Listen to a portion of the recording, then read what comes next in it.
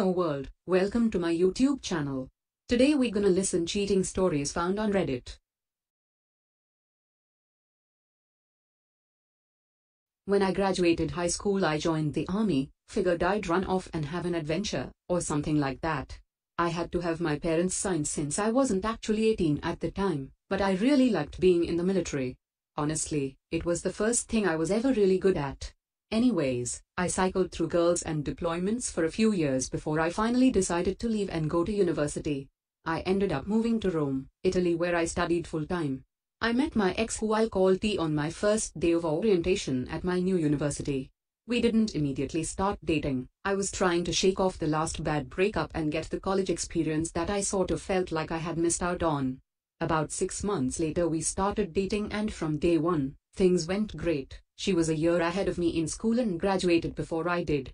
I spent a year studying abroad without her, in which time I met tons of people and made lots of friends. I never cheated, despite having countless opportunities to do so. The major takeaway from all of this was that I had time away from her, where I sort of started to miss military life.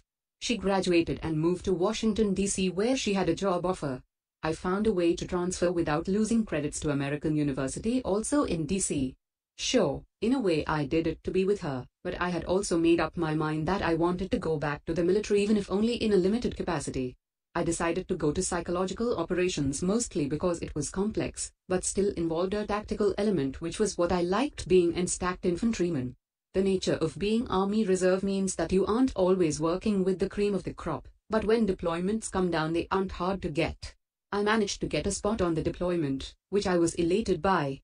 I talked to T about it, and she really seemed to understand what I was doing and why. We were both international relations majors, and this 100% played into bolstering my resume for when I graduated. At this point T had been working for her company for about 7 months. Overall we had been together for about 3 years when the decision was made. At this time I knew all of her work friends. Most of them were my friends too. I got another semester of university on the board while in train up for deployment. All the while we never doubted this relationship would be fine.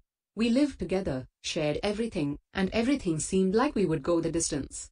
I had to have my exam schedule changed so that I could finish the semester, since I left for deployment a week before the end of classes. If you are wondering, a DoD memorandum and a word with the Dean of Students goes a long way. I missed my graduation too, but honestly I didn't care. I probably wouldn't have gone anyway. So I deployed, and I'll spare you the details, but a few weeks after I leave, summer starts and T starts going on weekend beach trips with her work colleagues.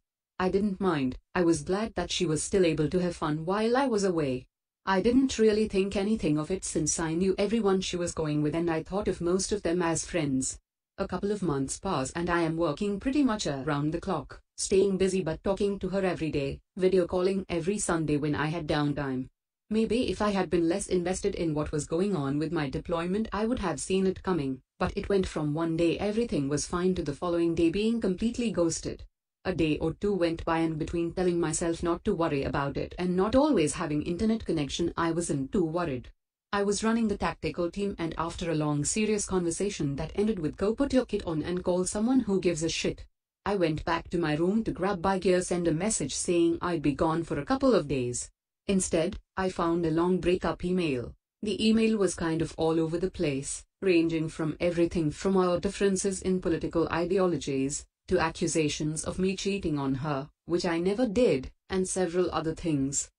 Quite frankly, I didn't have time to deal with that, so I just responded something short like "okay, I understand." It wasn't that I didn't subscribe emotion to it, I just didn't have the luxury of being able to be distracted in that moment. T responds by video calling me crying and trying to have a conversation. I've deployed enough to know that going on a mission you have to have your game face on, especially when you're leading. Basically I tell her that I really can't talk because I have to go, but she's not getting it, until I'm putting on my plate carrier and telling her that I have to go. When I got back from the mission, T had already blocked me on social media. I texted a couple of my really close friends about it who were back home, doing everything I could to keep it all under the surface. Truthfully, I was devastated. I felt like I was coming undone at the seams, but I didn't want anyone to know. I was worried that if anyone found out, I might get pulled off of missions and relieved of my position, which I felt was the only thing I had left. I had lost my girlfriend of 3.5 years, my apartment in DC, and likely most of our friends. I suffered silently for the remainder of the deployment. In that time, one of my friends, T's co-worker, took it on herself to snoop and discovered that from the beginning of my deployment T had been hooking up with one of her colleagues, V. V had a reputation for having a long-distance relationship but cheating on his girlfriend every chance he got. This wasn't a secret, it was the subject of brunch conversations and water cooler chatter. When the deployment ended, I took a vacation for some personal time and traveled. I spent a month traveling through Japan and another through Southeast Asia, mostly to clear my head. Thanks to connections from my recent deployment, my previous experience, my degree, and an extremely expensive security clearance I had gotten because of the deployment, I was offered a great job making far more than I had ever expected to make out of school, 6 figures. The best part was that the firm that hired me offered me a position in Brisbane, Australia, the furthest place possible from Washington, D.C. This would be the end of the story, but COVID changed a lot of things.